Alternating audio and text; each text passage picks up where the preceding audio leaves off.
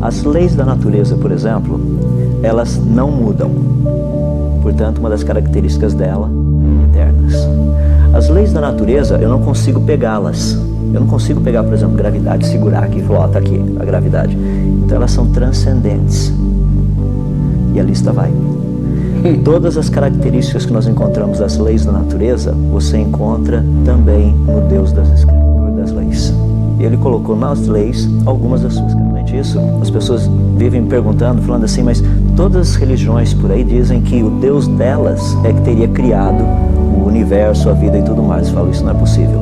Porque é muito fácil provar quem é o Criador. Por exemplo, vamos analisar a natureza de uma forma geral, tá? Tempo, passado, presente e futuro, 3 em 1. Passo, largura, altura, profundidade, 3 em 1. Base da matéria são os átomos, prótons, nêutrons e elétrons, 3 em 1. Base dos prótons e dos nêutrons, 3 quarks em cada um deles. Estados básicos da matéria, sólido, líquido e gasoso. Quem estuda música tem melodia, harmonia e ritmo. Você encontra 3 em 1 em todo lugar. De onde vem a ideia de 3 em 1? O Deus das Escrituras, o Criador verdadeiro, deixou a sua assinatura na criação. A criação é 3 em 1. Assim como ele é 3 em 1.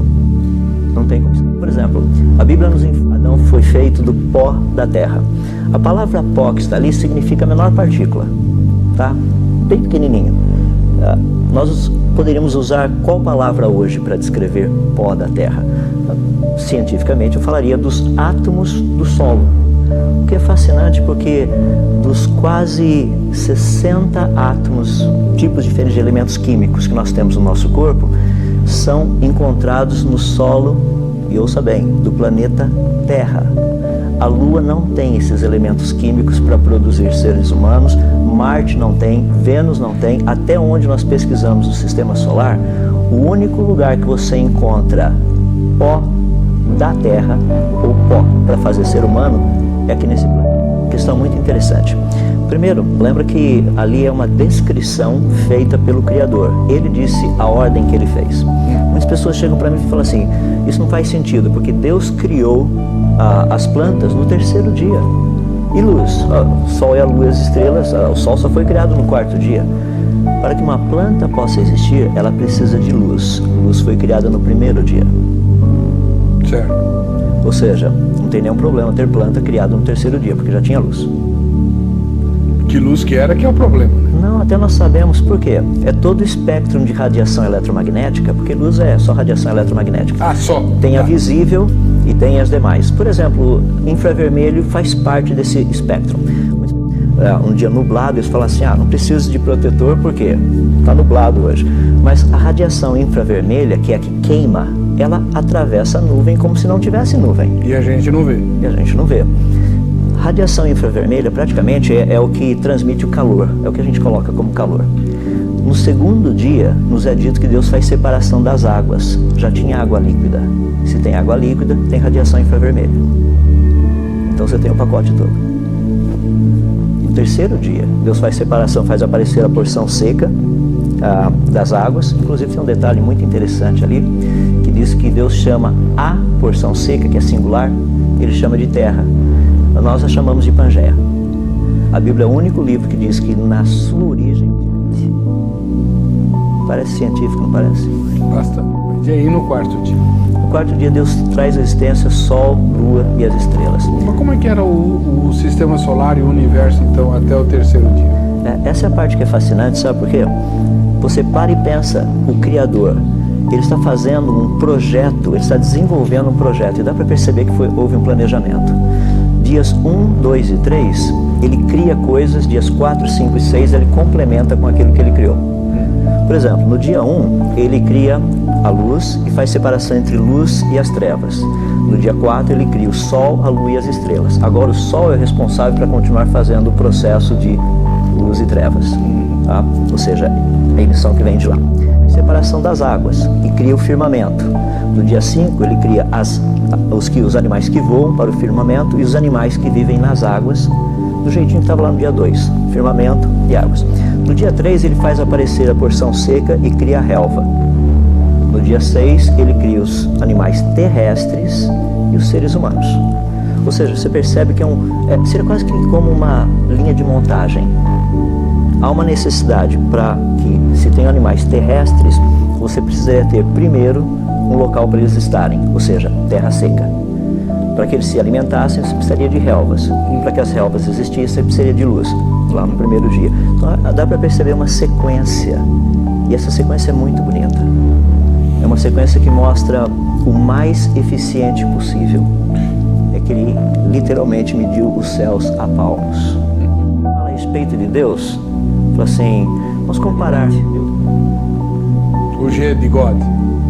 Quando você pensa em gravidade, você vê a gravidade? Não. Não. Você pega a gravidade? Também não. Mas é possível senti-la? É impossível deixar de sentir. Não é interessante?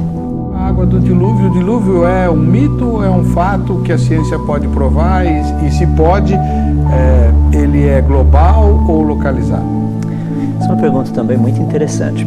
Olha só, existem cerca de 250 relatos espalhados pelo mundo todo. Os aborígenes da Austrália têm, vários grupos na África, inclusive os pigmeus possuem, ou seja, 250 grupos espalhados pelo planeta todo. Tem o seguinte relato, se nós pudermos resumir nos elementos principais. Um dos seus antepassados teria salvo os animais num barco por causa de uma grande inundação causada pela ira dos deuses ou de um deus. 5 elementos. A pergunta científica, no fundo é matemática, que nós temos que fazer é o seguinte: qual a probabilidade de 250 culturas terem inventado exatamente a mesma mentira? Ou seja, nós não estamos tratando com um mito. É algo que ficou guardado como parte, como memória coletiva de todas essas culturas ao longo de todos esses anos.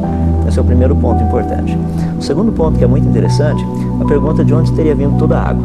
A Bíblia diz que a água não veio de cima. A Bíblia diz que romperam-se as fontes do grande abismo. A água veio de baixo. Por que Deus iria pedir para Noé construir um barco, sendo que aves e animais migram de um lugar para outro espontaneamente? O texto de Gênesis diz assim: no princípio criou Deus os céus e a terra. No princípio, tempo, os céus, espaço, a terra, matéria. Então você tem espaço, tempo e matéria, que são os 3 fundamentais para a ciência poder trabalhar. O que Einstein nos ajudou é como trabalhar essa questão de matéria e energia em matéria.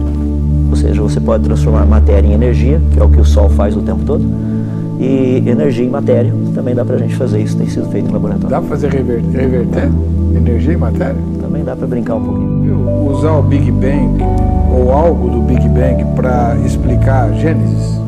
No princípio criou Deus os céus e a terra. Haja luz, bum! Poderia ter esse boom ali, mas o Big Bang, como ele é proposto como teoria, é diferente do que a Bíblia nos ensina. Capítulo 1 fala da criação dos céus e da terra.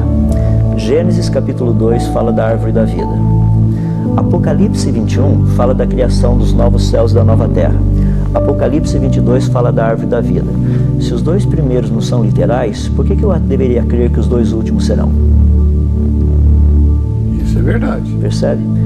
Deus fez essa simetria para que eu entendesse. Se existe esperança que os últimos serão literais, os primeiros também. É que eu pergunto para tantas pessoas que são cristãs, chegam para mim e falam assim: mas por que Deus não poderia ter criado em milhões de anos? Eu não estou dizendo que ele não poderia. Estou dizendo que da maneira que ele escreveu não foi assim. A Bíblia faz afirmações científicas. Todas elas estão corretas. Por exemplo, livro de Jó, capítulo 26, verso 7. Deus estende o norte sobre o vazio e faz a terra pairar sobre o nada. 2 afirmações científicas. A terra paira sobre o nada? O planeta Terra? Claro, não tem uma coluna segurando, ou elefantes ou coisas desse jeito, não. Como alguns povos no passado já imaginaram que havia um elefante em cima de outro elefante, em cima de todos esses elefantes estava o planeta Terra. Não, a Terra flutua. A primeira que é fascinante, porque a primeira diz assim, que Deus estende o norte sobre o vazio. No nosso norte sideral foi descoberto no finalzinho da década de 90, comecinho dos anos 2000, um espaço vazio de mais de 1 bilhão de anos-luz. Segundo a teoria do Big Bang, não era para existir isso, mas está lá. Deus estende o norte sobre o vazio. Está lá. Capítulo 26, verso 7.